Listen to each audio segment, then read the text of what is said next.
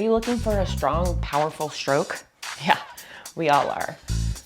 But here's a drill that's gonna help you figure out how to do that. It's called the reverse pick drill, and it's gonna really dig into how we're gonna use our legs to produce the most amount of force to get the most out of every stroke.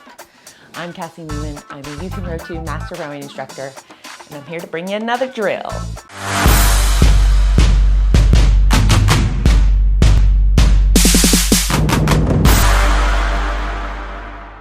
So the reverse pick drill is all about how we start our drive at the catch by engaging the legs. We want to make sure that we're using our biggest muscles to get the most out of every stroke. So this drill is going to really break it down, but from the catch position, starting with legs only, then we'll go to legs and body, and then we'll end up in a full stroke.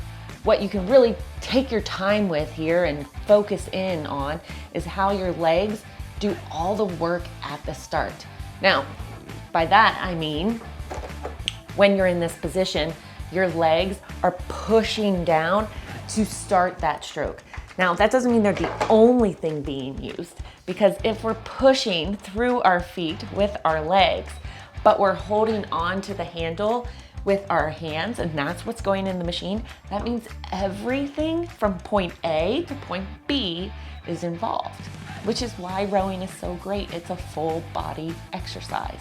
So as you're doing this drill, what I want you to think about is that, yeah, the force starts here, pushing through our feet, using our legs to produce that force, right? But then it has to transfer up through the rest of our body.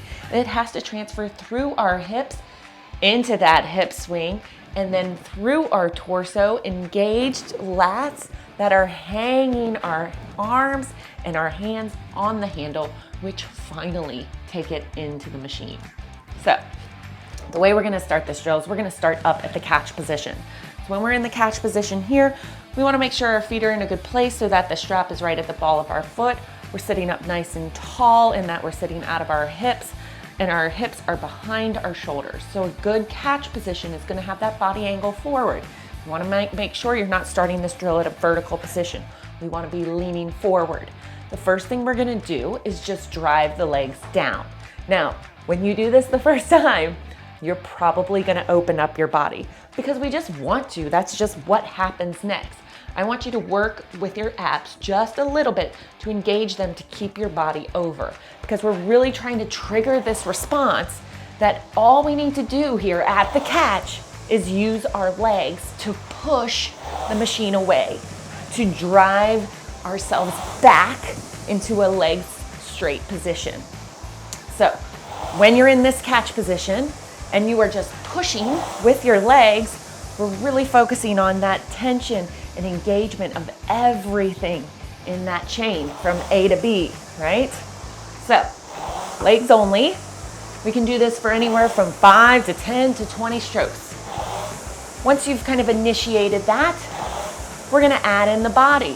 So we'll go legs, body, body, legs, legs, body, body, legs. So now without using the arms, we've added in that swing, which is so imperative. It's what transfers that force from the legs into the body. We've got it going into the machine through our straight arms, but once we add in the arms, we've got it all. So we'll add in the arms to a full stroke. When we go to the full stroke, you can still focus on that push here with the legs. Initiate that leg drive to start the whole drive in itself. And again, what I would suggest is you do anywhere from 5 to 20 or so strokes, legs only, then legs and body, and then add in the arms for a full stroke. And remember, rowing is this leg-driven exercise. We wanna use the biggest parts of our body. We wanna think about pushing that machine away. Rowing in itself is more of a push and less of a pull. Of course, there's some hanging and pulling involved in that we're holding onto a handle, right?